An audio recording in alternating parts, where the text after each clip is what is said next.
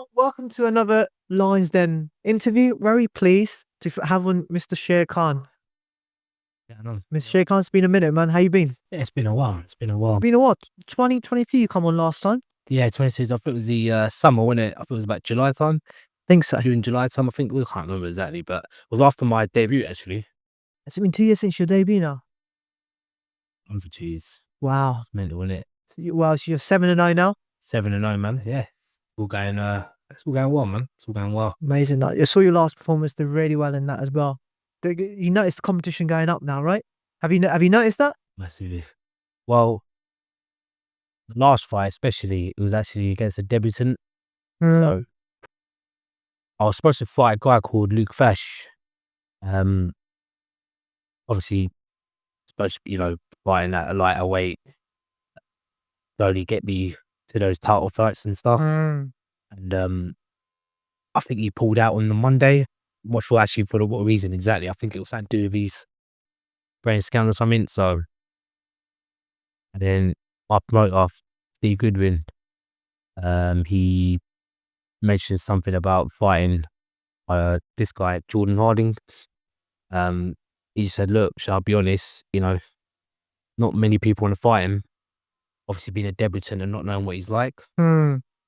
So I just sort of gambled. I thought, you know what? I sold quite a few tickets. It's a week out of my fight, and to be honest, I don't really want to be, wasting 8-9 weeks of camp.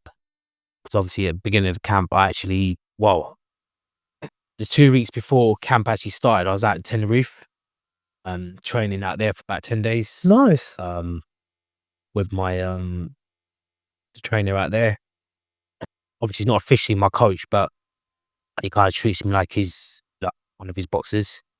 I was training, without fail 3 times a day when I was out there, so I'd get my runs done in the morning, doing my boxing and that sort of, after mid sort of morning time, and then probably more boxing in the evening, maybe some sparring or conditioning sparring type thing, and then I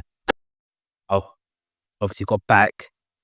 2 weeks later, camp was officially started. So even off camp, I don't go too mad. It's just steady, just working technique stuff. Again, just ticking over. That's all. So that when getting, like you said, 8 or 9 weeks out, my fitness is at where I want it to be. So I'm not peaking early or anything like that, because you know what happens when you peak early, getting ill.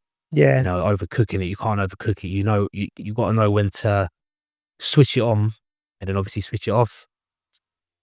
So it's been a long camp, as you can imagine. I put a lot of preparation to this fight. I weren't really too happy with my performance before that. Some people thought it was a good fight. Some people thought, I did good. But, we're our own biggest critics. I wasn't really that keen on the performance. My coach, I don't think he was either. And, that's why, with boxing, you need negative sort of comments so you can get better. Constructive criticism, sorry. So I didn't want to waste I didn't really want, waste all of that camp, because it was a really good.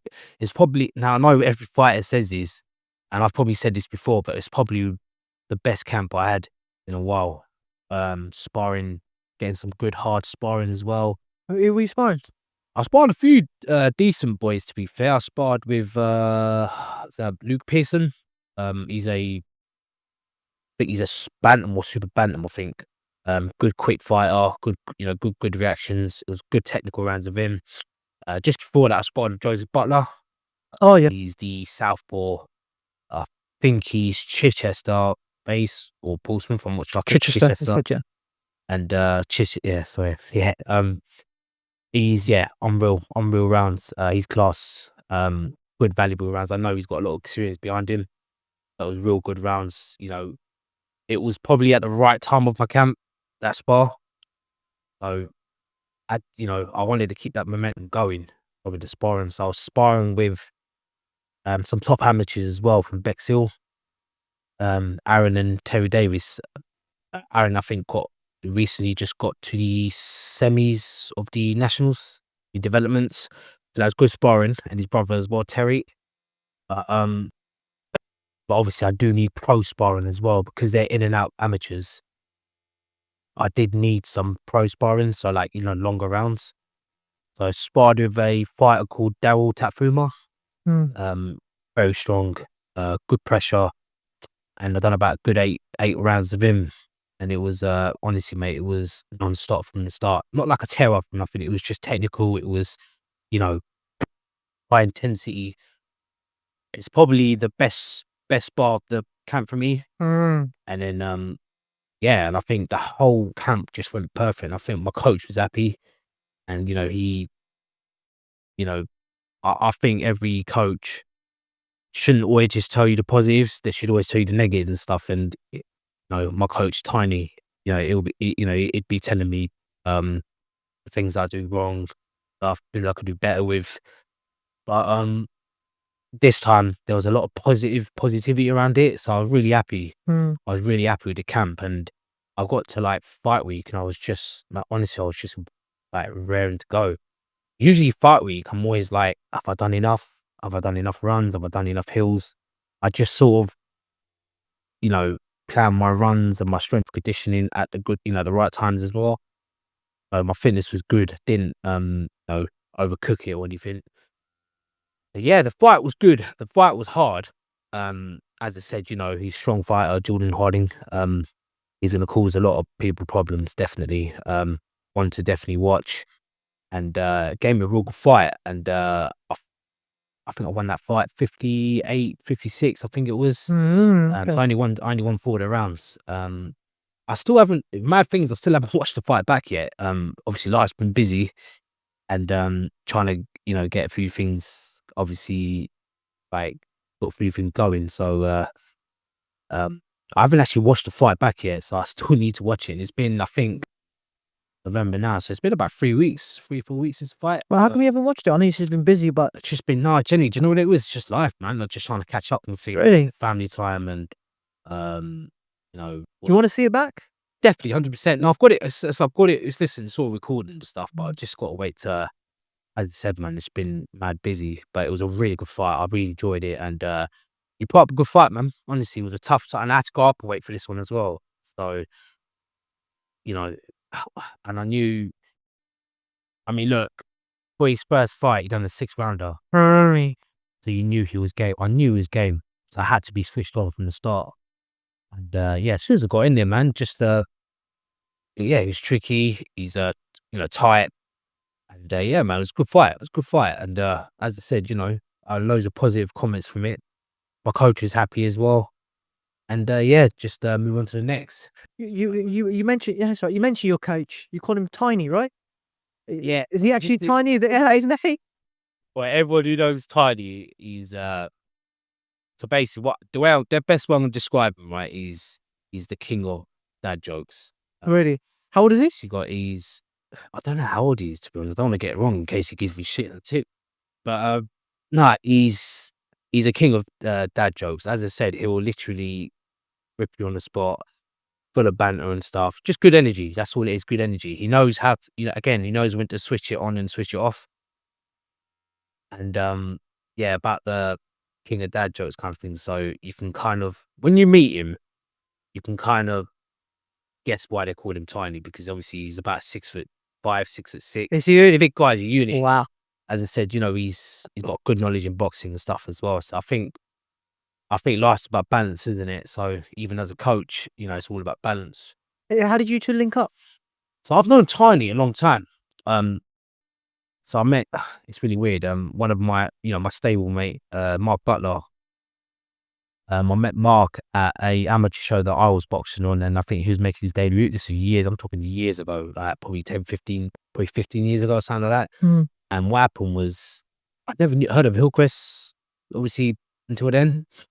And I've kind of just kept in touch with them. And as I said, mate, they were kind of about everywhere. They were in London. They were in London quite a lot. And they've got a few decent fighters since then as well.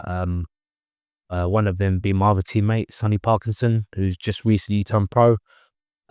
I said, yeah, they've got, after I knew them through the amateurs, and when I was thinking about turning professional stuff anyway, I just linked up with Tiny through that. And yeah, man, it was it's just, you know, I did try a few gyms before that, which I won't mention, but I just felt the second I stepped into Hillcrest, it's not even just the first session, but second I stepped in, I thought, yeah, this is for me, 100%. Did you ever try obviously I'm gonna name one gym. Go on. Obviously your good friend Stu Gill's gym. Did you ever come down this end, neck of the woods? Absolutely. I mean, if I was closer by, definitely 100%. Stewie Gill, man, he's class.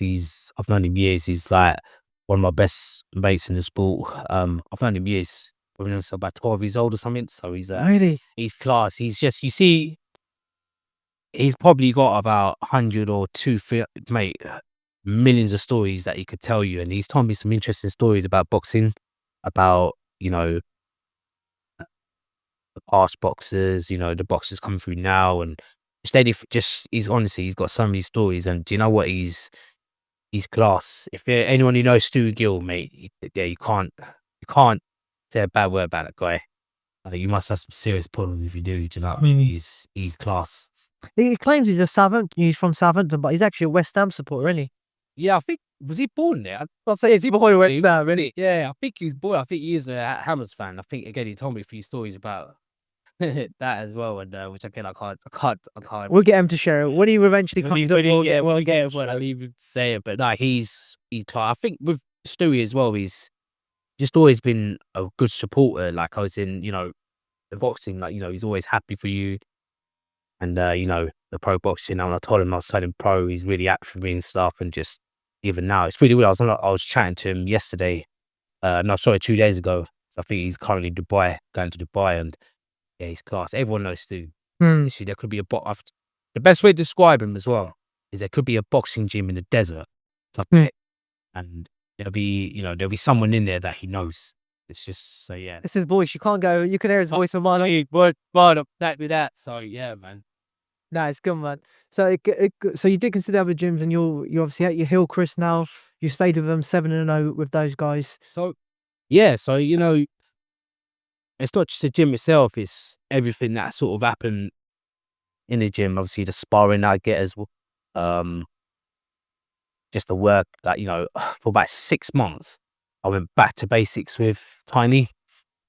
And as I said, mate, it was boring, but you know what, it had to be done. And as you know, there was loads of, it's just about kind of breaking it down again and rebuilding and restructure, shall I say. And yeah, no, it was class. Just, you know, I'm happy. So the second, I always advise a lot of people, if you're not happy at a gym or anything and things don't change, just don't waste time. And that's probably one of the mistakes that I made, is I should have probably moved gyms. Even as an amateur, I should have probably moved gyms. But again, it was the whole loyalty thing.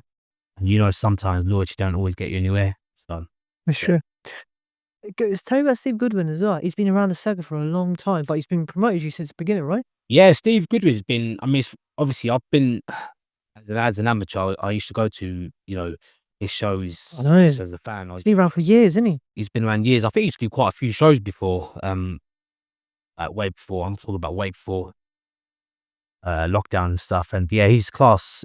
Steve Goodwin, mate, he's a good guy and very knowledgeable as well. Again, just everything everything that's the way my career's gone so far.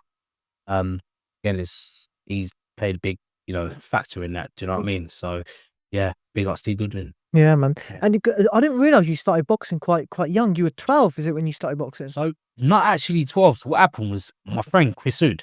I'm gonna mention his name because he's again one of the reasons why I started boxing as well. He was an amateur boxer, and I think I'm sure he won the schoolboys. I think it was at the time. Or yeah, some schoolboys or something. I think it was the summer counties. And we used to go and watch him. And back then in Crawley, if anyone knows in Crawley, they used to have their shows in the Effingham Park. It's quite a well-known venue in quite a few sports. And yeah, we used to go and watch him. And again, that's when I met Stewie. And then I was still playing football back then. And then I wanted to try something different fitness because obviously I was quite a angry kid as well growing up, full of energy, naughty kid, should I say. So my dad actually took me down the gym, and yeah, I never looked back after that, man. I remember twice a week, I think it was, beginners class. Then yeah, just do you know when you smell that smell when you walk into That's it. Yeah. and like it's really weird because I don't know what that smells out. You don't know what that's like now because you're so used to it. You kind of like, yeah, it's Feels. I tell you what, feels weird now. Do you know the newer gyms? They smell all no, they'll smell so nice, and they smell the old fashioned gyms. The gloves, the sweaty gloves, the sweating. You know, that's that different sweaty sort of smell. mirrors and all that. Yeah, mate. You don't see that as much. I don't see that. No, it's quite. It's there definitely a lot, especially with a lot of gyms nowadays. I mean, you see the gym that I'm at now, Hillcrest, but it's very old school as well, and that's why I love it there as well. It's got brown bags and that, and Yeah. oh, it's amazing. Yeah, going back to that. So yeah, so and then yeah, I just done it for the fitness at first, and then I'm a first spar, and that was it, man. I was like, yeah, I definitely want. Were you 12? Were you 12 going in? Back then, I think I was about 14. I think because it was quite just because back then it was when I first watched my mate box, Qais, and yeah, it was quite sad actually because he got to a stage in the amateur where he needed a break, and I was just kind of getting my sort of amateur career going, and then I think he did come back a few times, and it just weren't the same for him. It's quite sad. I would like to have shared the career with him. So yeah, like Is he not boxing? I take it he's finished. nah, he doesn't box, and I think he did join the army or something like that. But I just think yeah, he just didn't come back. Didn't come back. Just that career. Where did that anger that you mentioned when you were young, and that sort of energy, where did that sort of the anger energy, where did that come from? I don't know. I mean, it's just I was just always full of energy. I was always doing something, and it's just you know what? It's a tricky question, man. Just think if I didn't get anything my way, I'd be pissed. You know what I mean? Like any kid would anyway. But yeah, I just have fights all the time, and at school especially. Over what? It's just I don't know. The dumb like Oh, really? so one time I had my first fight in school, and this is in primary. This is when I was in primary school, and I was shitting myself. I thought, right, I've just smashed his kid up, and my dad would have picked me up. He's gonna fucking kick my ass when I go home. Do you know what I mean? That's what I was more worried about the beat. I was gonna get home, letting on what the teacher was gonna say. So he started obviously like threatening me, and that's what I mean. I don't know if they do this now, but she started threatening the police, saying that this person's gonna, their mum and dad are, they're contemplating on calling the police and all this. I was like, mate, do you think that fucking scares me? It's like, I'm fucking more worried about the beat. I'm gonna get home. Do you know what I mean? So I remember dad picking me up, right, and I'm fucking bursting into tears like a fucking little girl. And that I was like, thinking shit was gonna happen. And then teacher explained to my dad what happened. My dad took me outside. I was like, here we go. I'm about to get a fucking slapping. They go, what happened? I go, just had a fight with this kid, and just got a bear of him kind of thing. And he goes, but who started it? I go, him. He goes, how do you do that? And obviously, it's a bit silly, but like, it was a hot summer day. Back then, we used to always freeze our ice, like water bottles. So it used to always be ice, it'd be like cold all day kind of thing. He threw an ice bottle on my head, and I just obviously lost my shit and started laying into him. I told my dad what happened. He goes, well done, and that was it. I was buzzing, mate. I went home. I was like, You got more fights the next day, didn't you? I was like, more fight. I was like, but then, dad's like, kind of taught me as well, like, don't go looking for fights and stuff. Always defend yourself and that. And I think every kid should do the same. Just don't go looking for fights or anything like that. And just always, as I said, if you're physically provoked, and I think you've got every right to defend yourself. So, and that's what happened to me at the time. Hey, and how was it for you growing up in Crawley as well? Was it quite? It's a bit, but to be honest, I didn't really have it was mad because obviously when I left primary school and went to my secondary school, I was probably the only Asian in my year. Honestly, God, I was probably the only Pakistani in my year, or maybe there's a few. But I was always respected, and I never had any. Really weird. I never really had any racial abuse or anything like that in school. I was actually quite popular in school. and I had a lot of friends. I probably started. I don't know really. I mean, obviously, got in. I was sort of part of the wrong people as well, and luckily, I got out of that knowing that they ain't gonna get me anywhere and stuff. And I think my brothers always advised me on that. That was another thing as well. And yeah, I'd say it wasn't a rough upbringing. It also went smooth either. So, yeah, 50-50 in that one. What wasn't smooth? Like I said, man, some of the friends that I thought were my friends and that I thought, should I be chilling with them? And I felt a bit, should I say I was losing out kind of thing. Like, they were chilling, doing their thing. After in the gym, or sometimes you'd be at home. And actually, I genuinely believe that if I was to rewind time and go back to that, I probably wouldn't change anything because I don't actually think I'd be sitting here doing the podcast with you. So, like, do you see what I'm saying? Yeah. The boxing and everything. I don't think I would have got this far if it wasn't for that. Yeah. Making those choices then, and it seems like your brother had a big influence on you as well. Well, you see, my brothers, they're my biggest supporters as well. All three of my brothers, but and my sister as well, bless her. My brothers, but they again, they've never kissed my ass when it comes to the boxing. It's really funny because every one of my brothers, they'll always tell me what I should have done in my fights and stuff like that. Of course, they support me in that, but yeah, they've always like given me constructive criticism and stuff like that. And I think that's again what's helped me in my career, kind of thing. And I see loads of like people and their brothers and all that, and or sisters, and hyping them up and saying you've done really well and all this. But in my head, I'm like, my brothers be like that. But I mean, yeah, of course they're happy and they're all, sort of. Well, I guess they want the best for you, but I They guess, want what's best for you as well. and they do it in a different way to what other They're people do. different, exactly that. So I wouldn't change it anyway. Do you know? It's amazing how many people get involved in the box. It's not just you in the ring, is it? You got your mum, dad, you got your brothers, sisters, you got your uncle, cousins, and everyone. Well, yeah, that's what you- my last fight. I had my uncle there, my mum there, my daughter, like everyone was there, and it was just, yeah, it was mad. And again, my mum's never watched me box. Really? I mean, she's been my biggest supporter, but she's never watched me box. Yeah, she finally came to one of my fights and she absolutely loved it.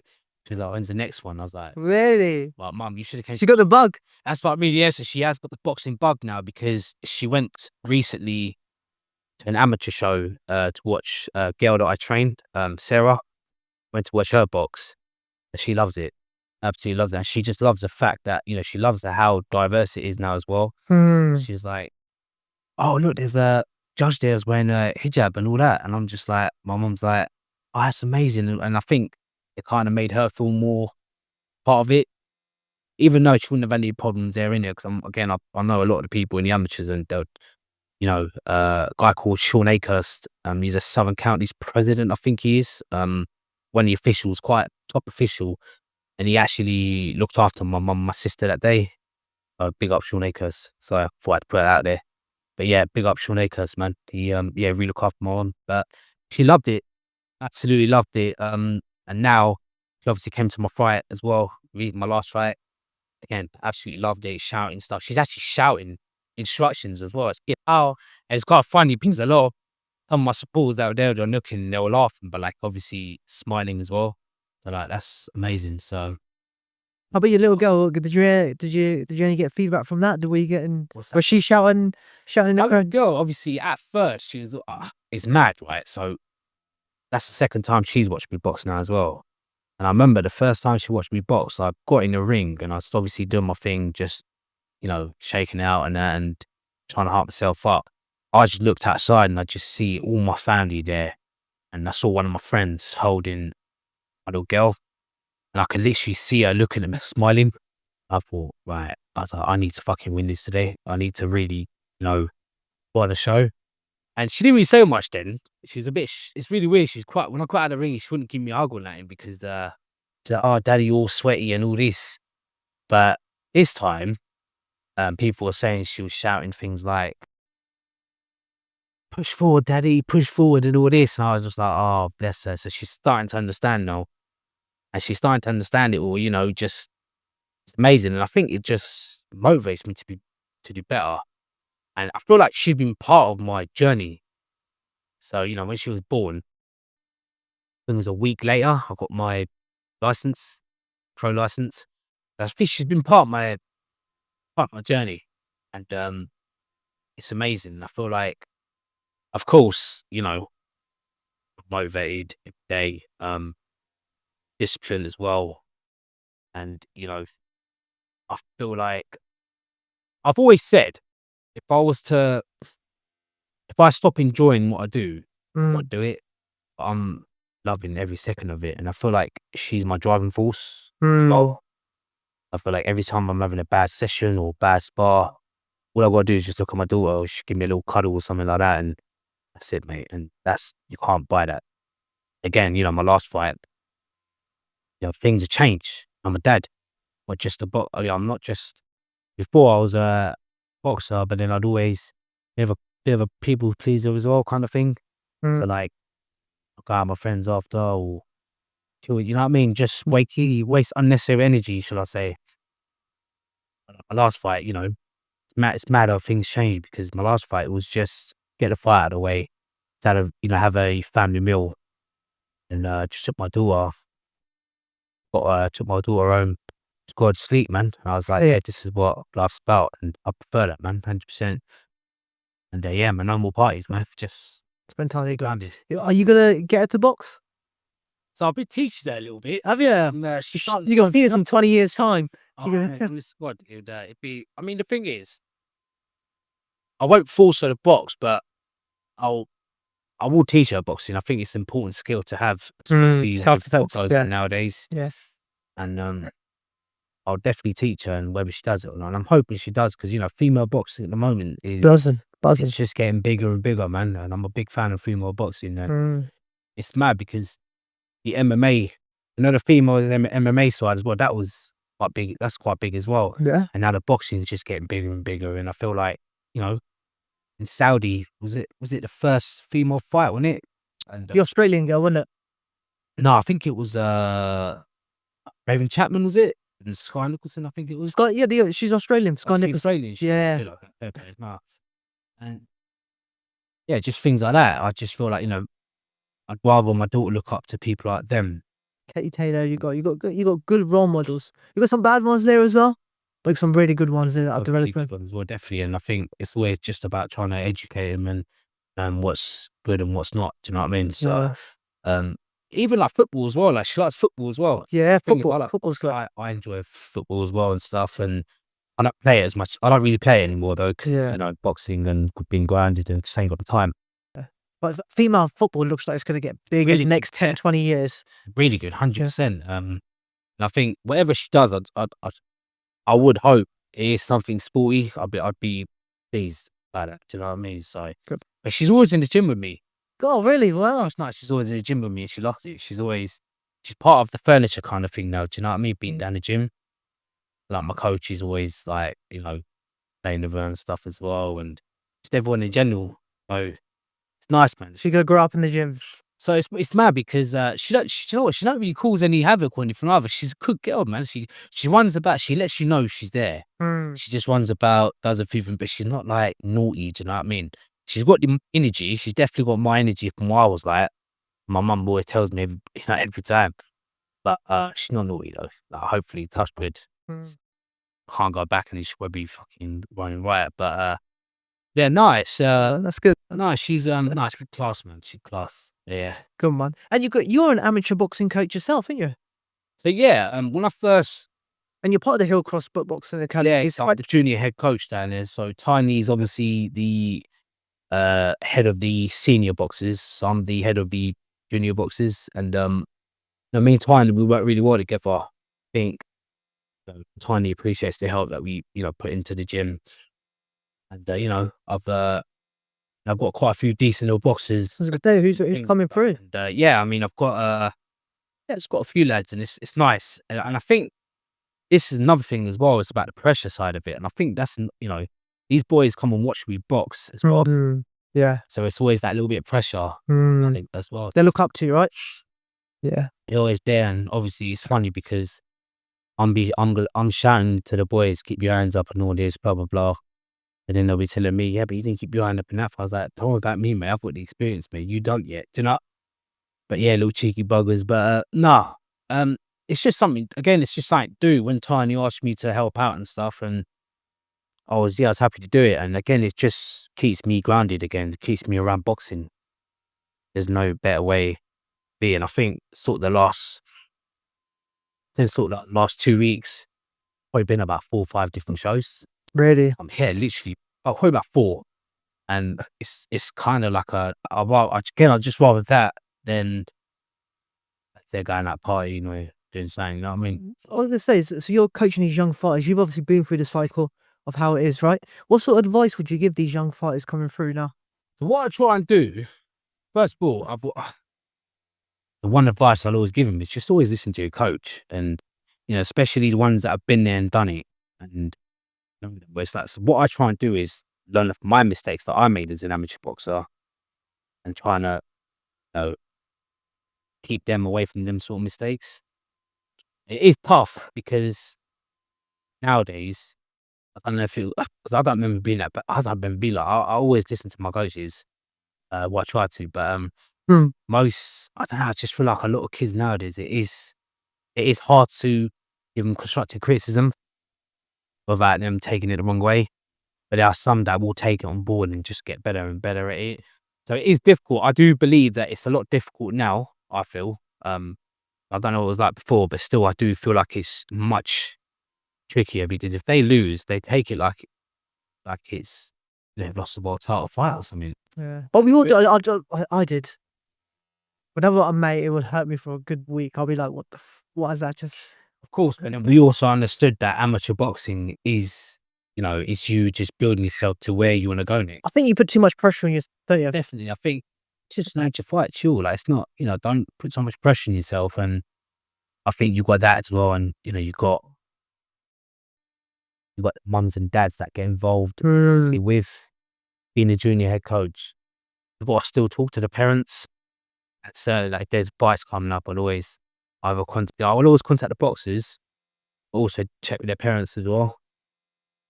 But with the parents, I don't think they help. Most of the time, I don't think they help. And it's almost like they know what's best for boxing. Don't they put too much pressure on the kids? What's that? The parents put too much pressure on the kids. Is that what you see? It's not just the pressure, but I feel like you will get blamed if they don't win, kind of thing. Interesting. You will, and sometimes, and I feel like the coach gets overlooked. So don't forget, we're giving up our time, our free time to, train your boxers. It's almost like babysitting them, really, innit? If you think about it, you're there in the gym for about an hour or 2, and you should leave the boxing to to us. Because you won't see me trying to give them parenting skills. Yeah, for me to say. Yeah. Do you know what I mean? So, my advice out there to a lot of parents, just if you don't trust your boxing coach, then take him to another gym. Pretty simple. A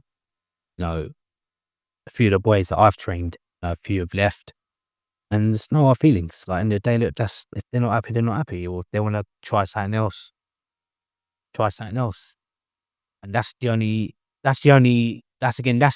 challenge that I've faced quite a lot. The parents is I feel like they get involved too much and they don't help the situation, if that makes sense. It's like, I'll give you an example. You remember when you first bought like boxing boots or first boxing gloves? I remember, and the way I'd run it was I wanted to earn them, kind of thing. So, like, after about 20 fights, I got my first proper 20 bucks shorts. I thought, I just want to earn it. I don't want to do it like that. And my sparring set as well. I would say I probably didn't have sparring set until the last 2 years as an amateur. Oh, that's what I'm trying to say. It's little things like that. Nowadays, you've got parents getting them everything straight away. Yeah. And I just think that, yeah, it's good to look good, but at the same time, where's the hunger? I like the bosses to be hungry and earn their stripes kind of thing. And yeah, I just think that's a problem as well. Just don't go too mad when it comes to boxing equipment and stuff, because I don't think I think then what are they motivated to work for after that? Do you know what I mean? Yeah, sweet to win and win championships, but you want to kind of earn your boxing boots. So like, right, I've had these many fights, I'm going to get myself some boxing Yeah, boots and work towards something. work towards Something. something. Yeah, it's And true. I think that's happening. I think that don't help. Mm. And, it's happened a few times. I think it's also. I think that's a big thing to do about social media as well. Yeah. Social media's had a massive effect. Like back when we were boxing, or God, We did, I boxing. don't think that's much social media back then. No, we didn't. Oh, we didn't. have Facebook social media. really, wasn't it? Yeah, Facebook. I think Instagram come 10. Is it 10, 12 years? Instagram's been around, so it's starting to go. But I got involved in that quite late. I did use Instagram, but not like publicly now. Not like for business. I just use it just for something to post. But yeah, social media definitely doesn't help, because I think a lot of the amateur boxers now, they try and do it too much like the pros. Just stick to being an amateur kind of thing. Do you know what I mean? No. Yeah. And I see a lot more amateurs turning pro quite young as well. 100%. I don't understand that. Who's like, I won't really mention his name, but there's someone that I know turned professional. I don't even think he even had a senior fight. And I was like, why just wait until the ABAs or something? The elites, the senior. Do the elites, yeah. Give that a crack. Now, you look at like people like Adam Azim and all that. Yeah, he did do the senior elites. He turned pro pretty quick. Did he not do the senior elites? But if you actually look at it, he did. He was an established amateur. Did win loads of national titles, and same with his brother. I think his brother did do these seniors, but I just think to some people, you may as well just give it a crack, because you're going to the pros, you're going to be fighting men anyway, and at least give yourself a bit of a test for these boys, and then. But definitely, I think they do turn. People think, yeah, sweet, I want to turn pro, but I just think you've got to earn it, man. I feel like you've got to build yourself up. Keep building, just get as many bouts as possible. You're gonna listen. If you're like, there's so many kids. I trained one kid, and he's talking about going pro in a few years, and I'm just like, mate, I was like, you're not even an established amateur yet, man. Chill. Yeah. So it's things like that, and again, social media don't help. Yeah, I think that's what it is. I do believe the amateur boxers, they should post content 100%. I love when they do that. I think they should do that more often. Build their following up, and just get out there kind of thing. But still, as amateur, boxing experience, just get as much experience as possible. It's little things like if I offer a bout, last minute bouts. Now I don't know about you, I used to love last minute calls. Like my coach would call me and be like, "Do you want to box tomorrow?" Yeah, 100%. Really, you're ready anyway. You're ready to box, and you ain't going through that week about thinking about it too much, and draining yourself out about it, kind of thing. Do you know, mentally, these boys are like, "Oh, I need 2 weeks, or I need 3 weeks." I was like, "No, you should be. You're amateur. You're an amateur boxer. You should be ready." Some of the boys that I train now, they're always ready to go tomorrow. I think. And yeah, that's another thing as well, is I don't think they kind of build them like us anymore. Like, if you think about it, we should take fights like they were nothing.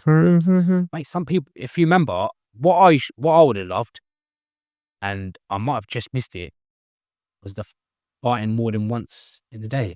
I did that. I was like, oh, that'd be perfect. I did that once. Think about it, don't it? Yeah. It'd be perfect, wouldn't it? Do you think?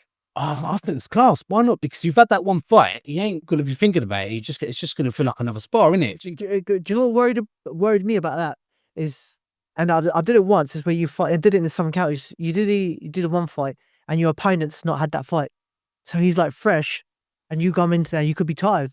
But then the other way you can look at it is, do you know what? And this is where my coach told me to look at it, was, you're warmed up. He hasn't had that experience. Exactly. You've had that experience of going in there in the ring and having it. Go in there, look. All for you, innit? Think about it. Yeah. But do you know what I did like? I really wish they'd bring them back to the amateurs, is 4 rounds. Oh, don't they do 4-2s? Don't they do that anymore? No? I admit I love 4-2s. I think 4-2s Yeah, I loved it. I think the longer the bouts went on, the better for me. I always had a slow first round. Warm into it. Yeah. So for me, 4 rounds were class. I saw you box once actually as an amateur.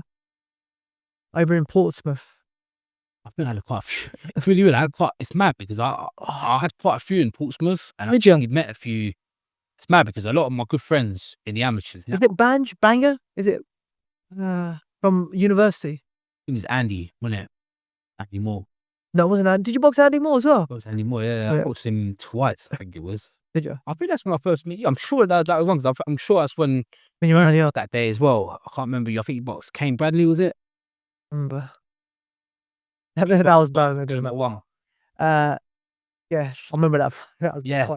I think it was that day. I'm pretty no, sure you boxed at the student union. I saw you box once. You're the main event that night against the Banger. That's it. Yeah. I don't want to talk about fight. Yeah, that was a joke. That decision was till this day, that decision was a joke. Honestly. Yeah. I think he knows deep down. You were chasing him down. I remember you had him on the back foot. And you were. It's not even just the back foot, but I was just landing clean shots, and his head was fucking. But that's amateur. That's amateur. But no one knows about the scoring of boxing, do they? Even to this day. He's a nice guy. This thing, the banger. I got nothing. Did you do boxing? Nice guy. I don't think he boxes anymore. He's a nice guy though. So I got a lot of respect for him, but I think he knew deep down that day that he lost. Because I beat him before that, and I was so comfortable going into this fight. I felt like I beat him more convincingly in this fight. First time was actually 4-2s when I boxed him, and done enough to win. That was it. Just done enough to win. Just hit and move, punch with him. This time, it was 3-3s, and I just worked him down. And he probably won't admit this, but in the second round, he's blowing out of his ass. Was he? Yeah, 100%. I was really young. In my head, I was like, no, I've got him. And I just kept. He's tough. With things at Bangla, he's very tough. Very durable like that as well. Like, he fit as well, isn't fit lad. Thing is, it'd take a lot to put him down. So I was just constantly hitting him in it, like punches and bunches. Like you said, amateur boxing is about, just like learning. I lost in a 3-2 split. I was like, how the fuck does that work? So I keep swearing today, so apologies on that. But I was like, how did I lose that? I couldn't quite work it out, but I didn't even have a mark on me that day or anything. And what is Sure, something I wanted to talk to you about as well. We've seen the media recently over the last couple of months, right? About this stigma, about this sort of in the media about Islam. Seen a lot about it, right? About there's been loads of riots backwards and forth about this, man. It'd be interesting to get your perspective on it as well. Has it affected you in terms of the boxing sort of? Well, I'm not going to say I was a victim of racial abuse, because I just think nowadays, you get a lot of undercover racists come out on Facebook and social medias. But if they're not doing it to your face, then I'm not going to kind of let it bother me. But what bothered me more was the people that actually I thought were genuine people, and that bothered me a lot. I was like, people that I've known for years. I was like, wow. So that's your true colors kind of thing, yeah.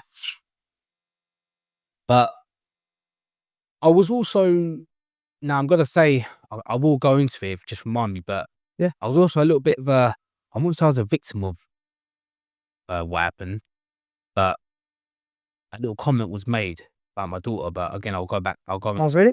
Yeah, I'll go into that. Yeah, when you're in. Keep remind me. But yeah, I think it was a sad time, because so much stuff was being said about my religion, my people, race, and it only takes one incident that had nothing to do with Islam, and people just sharing loads of crap on Facebook.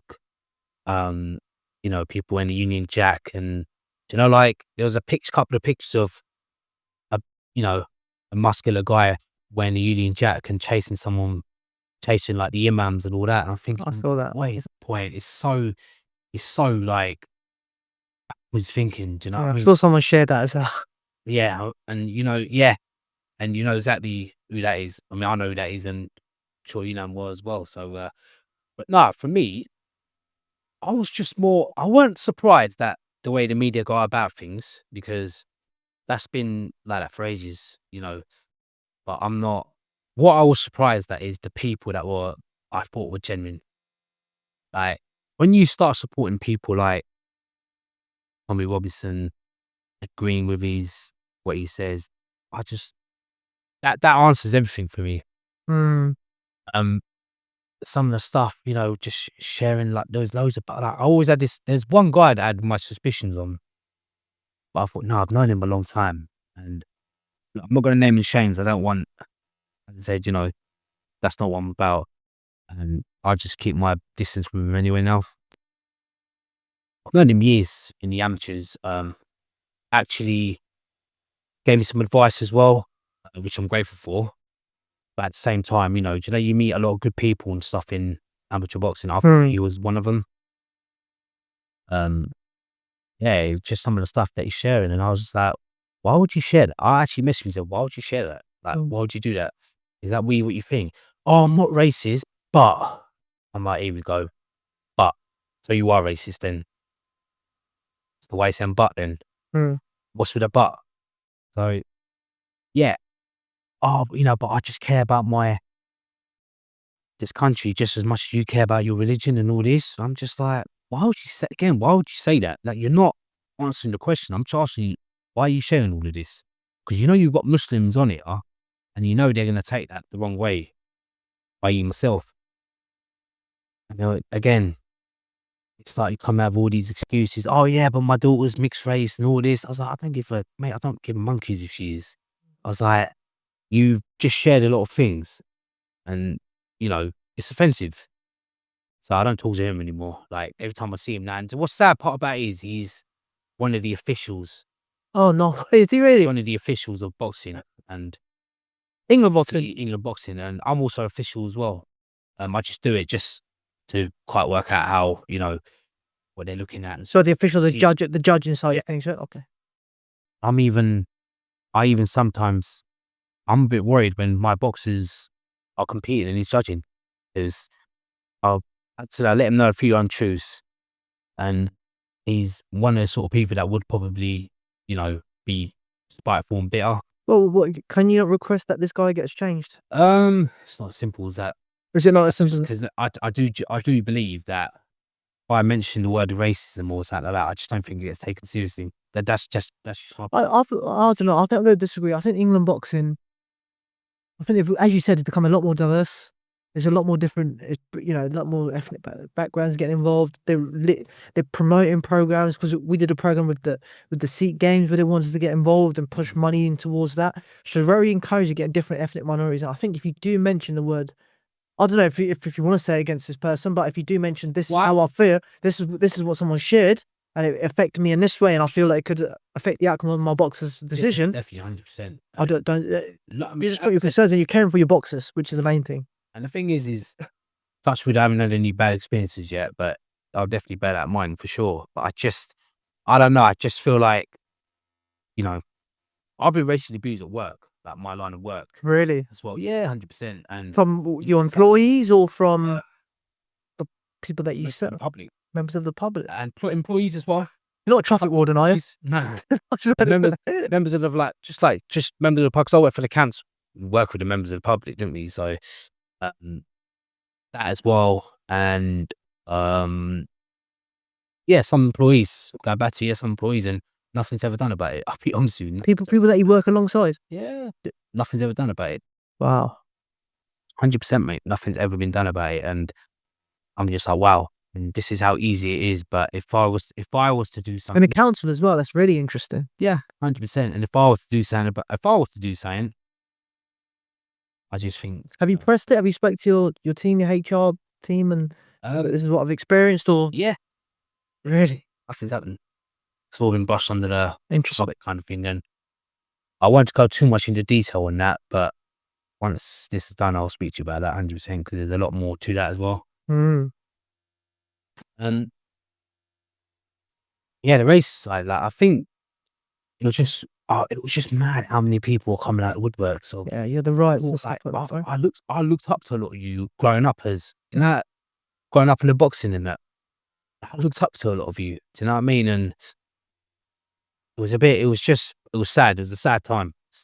And, you know, I was chatting to my mum about it all as well. And it just brings back a lot of memories, from growing up as well. So there was this one situation I had was at the school. My mum was dropping me at school. I think someone called my mum the P word. Hmm.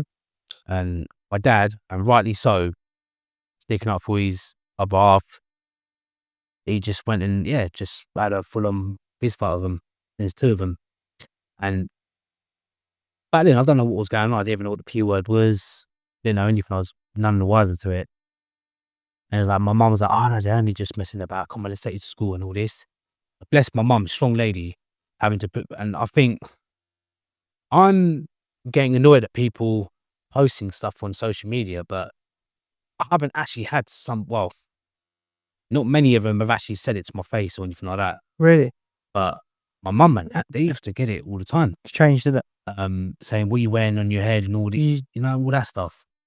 And, rightly so, my dad's had a full-on fist fight with these guys. And as I said, that's not the first time. My mum told me loads of stories about how my dad used to get into fights because they used to get, racism was, racist slurs were aimed towards my mum again and my dad.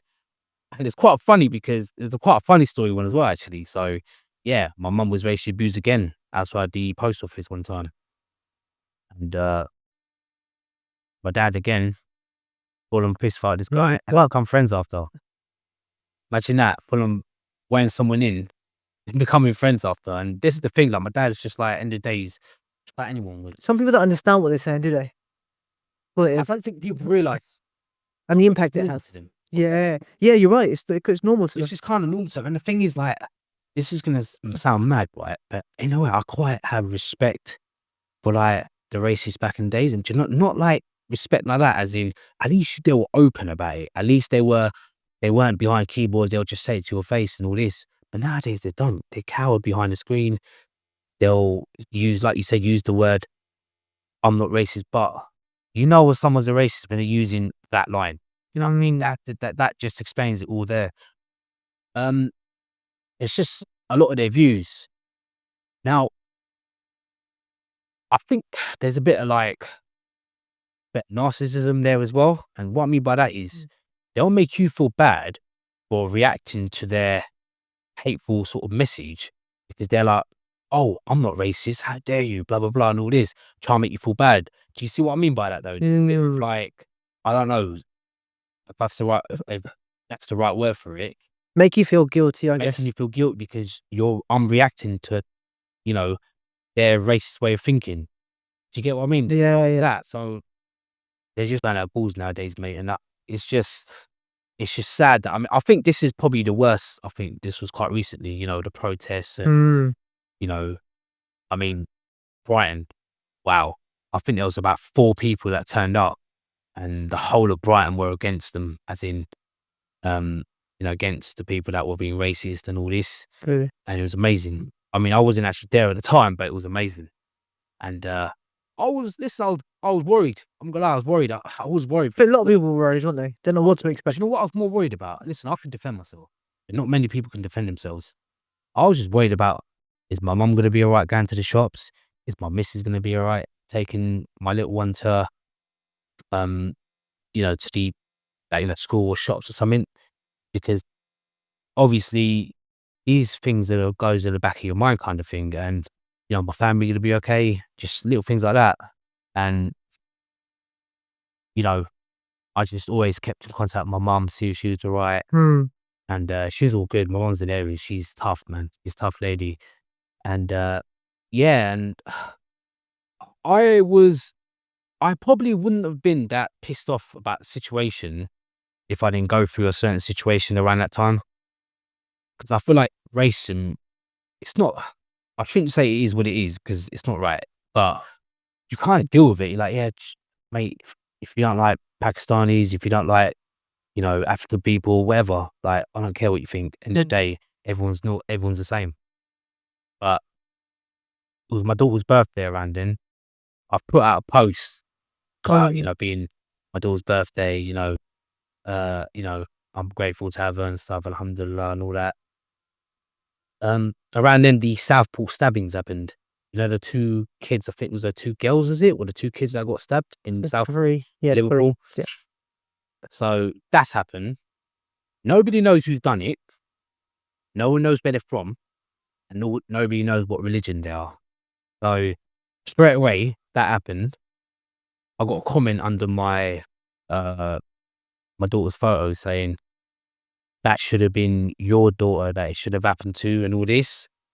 And it's so mad. It's so mad. I think to myself, right, okay, let me just, I can't react because it's on my Instagram and it's open to the public. And this is what Just some random person. just a random person that done it, right? You followed me at the time. It's just some random person. You went, due to your, the exact words were, this should have happened to your daughter because of your fucked up religion. So he's already assumed that it's Muslims that done it, right? And now the irony is, it wasn't even a Muslim that done it. It wasn't even anyone from the Asian background or anything. It was I think it's something from Wales, I think it was, wasn't it? Was it Wales or I can't remember exactly where it was. Well, he come from Wales. I don't know if he was Welsh. He's Welsh. But he had a don't know where he was from exactly, and he was actually a Christian. Now, I'm not saying, listen, Yeah, religion shit. it's not a religious thing, and no, all Christians aren't bad because of this one person. There's good and bad everywhere, but once that was released, bear this in mind, none of this was getting none of the information about this person was being released. Yet people, making up photos of imams getting chased by someone with a Union Jack flag on, and kill all the Muslims, and all this mass stuff. Honestly, I couldn't believe the stuff that I was seeing, and all this protesting and all this shit. That is, it all started because of that one thing that again had nothing to do with Muslims.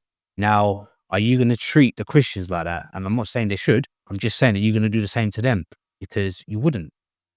Because it's easy to, recently, did you hear about the little girl that got beaten to death by her dad?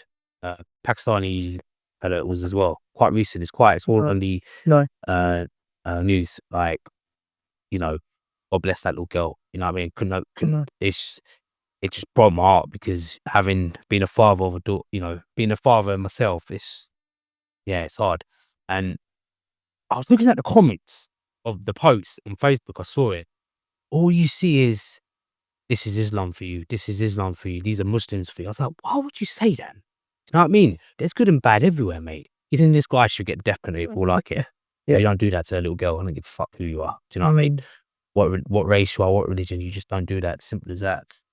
But again, when I just feel like when someone from an Asian sort of background, that's something, the religion's mentioned and everything. It's just such a backwards way of thinking. And unfortunately, this is always going to happen. There's always going to be a situation where something happens, and, this is always going to be mentioned.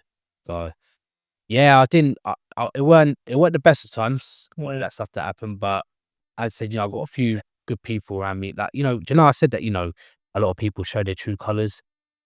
But also, there are loads of people, message me, see if I was all right, if I needed anything. Good. And, From the boxing space, or just general? yeah, boxing, well, people in general, but also the boxing world as well. Stu Gill was one of them, actually. Really?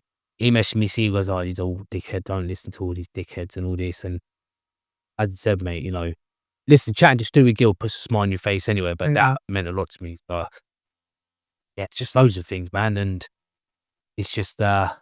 It is just mad. There's loads of Pakistani boxers coming through now, isn't there? Got so many great fighters coming through. And that's all started from Amir Khan, didn't it? He's I feel like it's not just the Pakistanis, but I feel like Amir Khan did pave the way for a lot of the Asians, I would say. So a lot of Pakistanis, Indians as well. I'd imagine. I don't know if, would you say you looked up to Amir Khan as well? He was there, yeah. So when I was boxing, he was boxing when he was the top of his game. And you had someone, I guess, to look up to. Yeah, I'd say he was the one who represented us. He represented. I feel like definitely. I think he started. Paved the way for the Yeah. not just the British Pakistanis, but I'm talking about Indians, Bengalis, and things like that. And there's a lot of Bengali fighters. Yeah, coming through. Yeah. Indians as well, but there's a lot. I was quite surprised at how many Bengali fighters. And I've been as a main event, or I think it's a main event or a co-main event tonight between two Bengalis at York Hall. So Is it really it's amazing. boxing or Boxing? Yeah, they're boxing. So a lot of them do the mixed martial arts. I find in boxing. That's great. No, it's amazing. And who's the boxers that you think can make it to the top from the Pakistani community? Obviously Adam Nazim's unreal. Yeah, he done brilliant recently, didn't he? He done really good. Myself, obviously. 100%. There you go. So there's a few. There's another fight. Oh, Junaid Boston, I think his name is. Have you heard of Junaid Boston? I've heard of the name. Yeah. Unreal. He's American. I think he's super welter. I think he's a super welter. One of them. Okay. I think he fluctuates between the two. He's class, mate. He's I say definitely watch him. Keep an eye out for him. Shabazz Massoud just won recently as well. Shabazz Massoud. That name sounds familiar as well. Shabazz Maverick Massoud. Yes. Oh, yes. Yeah. Match him against Queensbridge. Yeah. The thing is, I like Liam Davis. Liam Davis is a good lad. I met him at Tenerife, and you know what? One of the nicest people you'll ever meet. And of course, I wanted, I was supporting him. People might think I'm got head for that. Yeah, I was supporting him because I said that he's been a nice guy. I don't really know Shabazz, but look, at the same time, as long as they're both got family, I'm sure, they're both got families. But as long as they both went on healthy, it's really matters. Do you know what I mean, to their families? So, but yeah, Liam Davis, lovely guy, man. What a guy! And do you know what? He can hit. Yeah, he can hit, mate. I'm telling you now. What weight are there again? Super bantam. What weight is that? What do you know? 55.5 or something. Yeah, he's big. Liam Davis. I mean, I'm not sure. I've never seen Shabazz, but Liam Davis is a big super bantam. Big super bantam, and yeah, he can back. Like, I'm not joking. He's got power and quite scary power as well. So, and there's Shabazz as well. You've got Hamza Shiraz. He's doing well, isn't he? Real lovely jab. I'm surprised I'm surprised how well he's doing, actually, to be honest. Do you know what's mad though? Because he's been tall at the weight. You might get someone that's pressure him to the body, and he hasn't come from an amateur background as well, has he? He's not accomplished amateur. I think he had a lot of fights though. He has like 6 because he actually boxed my mate Sonny in the amateurs. It might have been Sonny's 8th or 9th bout at the time. I think Hamza Shiraz had about 60, I think, and I think it was in the what they call them now, the NAGCs, I think it is, something like that. Back now, it was called CYBs. Okay. And Sonny boxed him, and he said, I was hoping to go in there and put it on him, but he goes, his jab was like getting hit by a fucking scaffold pole. Was that really? So yeah, a lot of respect there in that. But Hamza Shiraz definitely. World champion Billy? Who's that? Hamza Shiraz? Yeah. Oh, 100%. Yeah? 100%. Yeah, I genuinely believe he'll. I mean, and it talks about him fighting Eubank, isn't it? I don't think I don't see any benefit for Eubank for taking that fight. I think it's a dangerous fight. I think where Eubank's, he's on the way out. Canelo.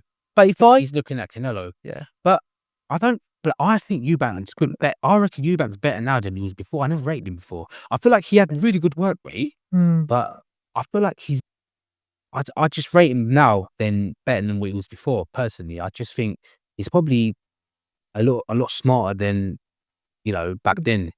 I think he's actually listening to a coach. If you remember, he's more smarter now. Is that what you're saying? He's more smarter now, yeah? He's more smarter now. Oh, okay, definitely. Yeah. Because if you look at it back then, he didn't have any coaches around him, did he? He had his dad's, but his dad was just standing there, wouldn't he? Yeah, he did. But yeah, the way things are upon him and his dad, you can basically tell he didn't really listen to his dad, did he? I know his dad was always there, but did he listen to his dad? Well, the funny thing is, so I met John, his coach now. John, who's his coach now? The one who changed GGG. France, Jonathan Francis, I think his name is. The big guy, heavyweight guy. The one that done Triple G, one that what his name now as well? Flipping heck, honestly, mate. Let me Google the coach's name. But yeah, so that coach, I met him in America recently, and he was like, I'm gonna meet I'm gonna coach a big name out in the UK. I'm like, which name is he talking about? And afterwards, he told me it's Chris Eubank Jr. I was like, Chris Eubank Jr. is fighting in like 2-3 weeks time.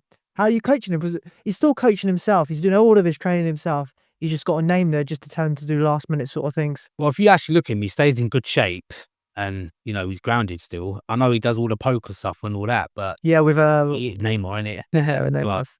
and I think Dan Bilzerian in it. That's it. Yeah. Dan Bilzerian. But no, he's Chris. I would say I think he wants to fight Canelo, and I think if you're gonna, He wants the money, don't he? if you want to fight Canelo, you don't want to fight. You don't want to box Hamza Shiraz before that. Do you know what I mean?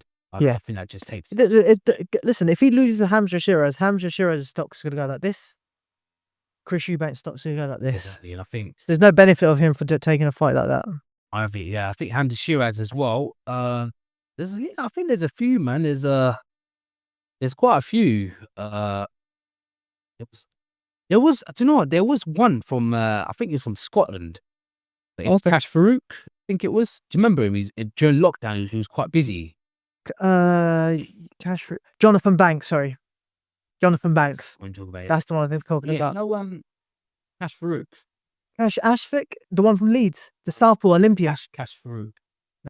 He's from Scotland, and I think he's from Scotland. And do you know what? He was quite busy during lockdown, and I've not seen him since. I was just intrigued to know what happened to him. Right. How about that Southpaw, the one that was who boxed in the Olympics? Qais Ashfaq. Yeah, good fighter. Good fighter.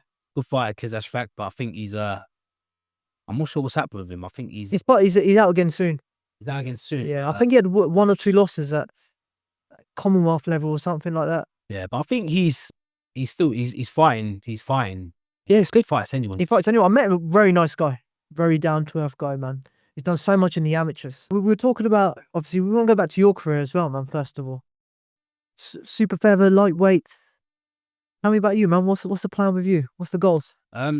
So as I said, just take every fight as it comes. I feel like I've been building and been, improving on certain aspects of my, fight game. The longer my sort of career's gone. But I'd like to fight for the Southern areas soon. Yep. Who's who's at that division? I'm not actually sure. I know tonight there's a final eliminator. The 2 boys that I was just talking about. But yeah, just anything really. Just see what Motor has, there for me, kind of thing. But yeah, man, I'm ready, man. You're ready for that? And how about beyond that, man? Who's the names that you really want to go target in your division? You know what? I don't really like to. I'm not really. There's not many people that I know like that, or have kind of like. If the fights happen, the fights happen. Do you know what I mean? I mean, quite a few people that I know around the same weight, kind of thing. Friends and stuff, yeah. I have friends and for boxing and that respect. I think if the fights happen, I'd be. Like I said, Oh. It's not personal. Talking only business. That's a sort of slogan that Anthony Joshua uses, right? Only business. Just business. What do you reckon of him, man? Because it's been just come out that he's pulled out the fight with Daniel before. What actually happened there? I saw something, but the injury. I don't always. Is it injury? Is it? Yeah. I don't always believe everything I see. It's just always, people always want to talk on that, because I don't think AJ is the sort of guy. Like, why would you? I think he lost to Usyk, but then didn't he rematch him quite quickly after that? Yeah. So he fought. They fought in September, wasn't it, at the O2 a few years back, and then I think again they fought in the summer over in Saudi Arabia. I want to say. Was it Saudi? Yeah, the rematch was over in Saudi. That's what I'm saying. Like, you wouldn't just go there and fight Usyk straight away. So why would he not fight? I think it made sense. I think his second. So when he fought Ruiz the second time, he got better, right? He fought a lot better. Yeah. Then you can see the improvements that he made in the second fight as well. Usyk, yeah. Against you, but Usyk was just a couple of steps ahead of it. He just adapted, and he's seen it all before. Forget about Usyk only needs quite a few rounds. He done it with Tony Bellew, and he done it with Derek Chisora. Quite a few of them, and he only needs a few rounds to kind of adapt to things, and that's just, again, that's why he's so. He did against Tyson Fury as well, didn't he? 100%. I'm not gonna lie. The reason why I thought Fury was going to win that. Listen, I never ruled out, you see, because you just never know with boxing. But at the same time, I thought where Tyson's the bigger guy, his weight would have made him. But then I thought Tyson did look a lot slimmer in that fight. I feel like he lost a lot of weight in that fight. Do you think? I think he did. I feel like he should have been heavier, personally. He's a little bit ripped in that fight, wasn't he? That's what I was thinking. I feel like that was kind of disadvantage because when he was trying to lead on Usyk, and Usyk was acting well and, you know, not letting him get close and stuff. And I think it was a lot easier for him. But when you've got that extra bit more, is it 20 or 30 pounds or whatever it is, you know, it makes a big difference. But I think this next fight, I think he should definitely be a little bit heavier, I think Put that weight up. Ashfaq could win the rematch. But like you said, Usyk's, man, he does adapt. He adapts well, so you don't know what he's. What I was really impressed with Usyk that fight is he took that big uppercut. Do you remember that big uppercut that he took? Took like nothing, wasn't it? And no, he took it, but he seemed all over the place. Seemed like, but how he recovered. But then I know it looked all over the place, but it didn't seem like it bothered him. What I'm saying by that is just the way he would. He didn't look like he panicked or anything. He just booped and just got back to smooth with it. Just that movement. Like, he's got such beauty. Or a guy his size, especially in the you know, the heavyweight movement. Did you see that post that I shared recently about Usyk, the similarities between Usyk and Muhammad Ali? Yeah. Did you see that? They were born on the same day. That's mad. They both won Olympic gold medals at cruiserweight. I can't remember what else it was. There's some crazy, and they'll obviously both now become, or they were, the undisputed heavyweight champions, and they've got so many more similarities in mind. It's crazy. But it's interesting. The height was the same. That was it. The Same height was 6 foot. Muhammad Ali not taller, no? 6'3", no, 6'3". Really? Yeah, 6'3". Oh wow! I thought it'd be bigger than that personally, but fair play. But yeah, Usyk, man, he's unreal. yeah, He's unreal. But do you know what though? The heavyweight division's exciting, man. yeah, man. Exciting. But the Saudis. Well, what do you think of the Saudis, man? What they're doing? I think, you know, they say boxing. I mean, it's quite a big statement to make, but I think they have. I mean, let's be real. Everyone was watching MMA at one point. I know they're still watching the boxing, but after Mayweather, like, there weren't many, like, do you know, like really exciting big fights, like, you know, like just to kind of, not just hype the boxing fans, I'm talking about everyone. If you remember, like, you know, MMA, there was like, you know, Beebs, your Chimaevs, Makashevs and all that, you know, people are watching these big fights, but I feel like Saudis are really play boxing, man. And, you know, these fights that are happening now. Amazing fights, isn't they? Before If the Saudis were about before that, those fights would have happened before. Mm. You know, making it happen. And, you know, it's often they're great for boxing. And it's just, I mean, look, Eddie Earn and Frank Warren. Yeah. The same, like, it's mad. The fact that you see, I wouldn't say they're teaming up, but they're kind of like, they're working together. They never be short together before, did they? Never. The Saudis brought them together, didn't they? I think he's seen like you say boxing, and you look at it, you know, they like heavyweight fights, don't they? There's a lot of heavyweight fights that's been happening, but look, I think the heavyweight division, that they're like that because the fights that weren't able to be made, they're able to make it, right? They see the frustration with boxing. This guy that can't fight this guy because Tyson Fury for Anthony Joshua can't fight because of this. Deontay Wilder can't fight Anthony Joshua for whatever reason. They're making these fights happen, or they're trying to. If Tyson Fury beat Usyk, if Anthony Joshua beat Dubois, that fight would have happened, right? If Deontay Wilder beat, is it Parker, and it was the guy that lost to Zhang? yeah, He could have fought Joshua next. 100%. They're trying to make these big fights, but it's not all of them are coming across, but majority of them are. I think Zhang and Dubois is a good fight. I think that's. Do you reckon that'll be that? Yeah, I feel that's dangerous for Dubois. It's dangerous. It's also dangerous for Mate as well. But then again, Zhang's 42. Zhang's tough. But the thing is that I think that age thing, I Chinese didn't power. believe it is just a number. Because if you look at it, like If you look up to yourself, look at Beterbiev. Look at the way look at the top. I thought Bivol won the fight by 2 rounds. That fight with him and Bivol. But when you watch it back and you watch it muted as well, I think it was the right decision. I said for Brett, I thought I'll give 1 or 2 rounds to Beterbiev because it's constant pressure. Bivol looked good. There's also the little shots. I felt like for the first time you see Bivol I won't say struggle. I don't think he struggled. I think he was quite edgy in that fight. Like he's a bit like, well, I got to do this quickly and looked at it, but he's normally quite relaxed. Even against Canelo, he didn't look panicky or anything. I feel like for this fight, he looked for the first time. Batavia does that to you. That power does that to you, doesn't it? But Bivol's class though. Like I think for me, for boxing, as a boxing fan as well, you know, it was a great fight. I think it was a good fight. I think 12 rounds. I didn't expect it to go 12 rounds. I'm not gonna lie to you, but it also goes to show you how tough Bivol is. How tough both guys are. They both took shots, didn't they?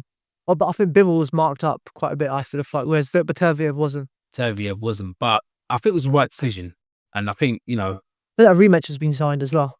100%. And I do, someone like Bivol, he won't go into. I don't think personally he's the sort of guy that will go into a warm up fight or something like that. He'll probably just go straight into that fight, and You don't need a warm up fight after that, do you? No, not really. You go straight into something like that as well. And I think the age thing as well with Zan being 42. I think that's just all a number. It depends how your body is. I say, look, if you look at like Wilder, how was Wilder again? I remember. It must be 39. AJ as well. AJ's 35. 35, and that's what I just think if they feel their best, why not carry on? Plus, they're making a lot of money. Hey, think about it. It's crazy amount of 30, 40, 50, 60 million. It's how much is that? 30, 40, 50, 60 million, whatever. That's some of the figures that have been talked about. So, and that's how obviously. Listen, when you start making that money, don't forget us, man. Yeah, definitely. It's all love. So don't forget you. And you know that too. We've been pals from day dot, man. Yeah, I mean, you know that, bruv. But yeah, the heavyweight boxing is definitely exciting. We've got Lance Tokoli as well. I think he's interesting, isn't he? Do you know what? I rate him. Do you actually? What do you rate about him? It's not just the boxer. I know he might not be the prettiest of boxers. Yeah. But he can hit. Can he? Can hit. I've always said he looks like a dried out heavyweight. Yeah. And when he was going down to cruise, I do feel like he was. Wait, it moved up. It moved up to that straw weight. No, what's the straw weight? Maybe not straw weight. What's that crazy weight that they just made up? Bridgerweight. Bridgerweight. Yeah. Bridgerweight. He did Bridgerweight. He's a world champion at Bridgerweight. Oh yeah, he is, isn't he? He's 2-time world champion. Yes. But I think he could be dark horse in the heavyweight. Yeah, he's massive, isn't he? He's like 6'5". Big guy. Big guy. If you look at him, that face off he had I think yesterday was it? Yeah. Or the day before, I think it was. But he looked big. He looked massive, and I think he's tall, isn't he? Do you know what I mean? I think he's chilled up. He looks like a tried out heavyweight, so I think he'll be a force. I think obviously someone that can box will probably beat him, but don't forget he only takes one punch, doesn't it? And you've seen him do it a few times. Yeah, does it. Well, yeah, brother. Listen, it's been an absolute pleasure to have you on. No, thank you, man. It's been a while since we've had the opportunity to catch up and stuff as well. Doing it, man. Just gotta keep doing it, mate. And so I'm always happy to come down and do a few more of these, and I still feel like there's a lot more we can chat about as well, but I'm sure we can catch up again. We can do as many as you want, man. It's always a pleasure having you down.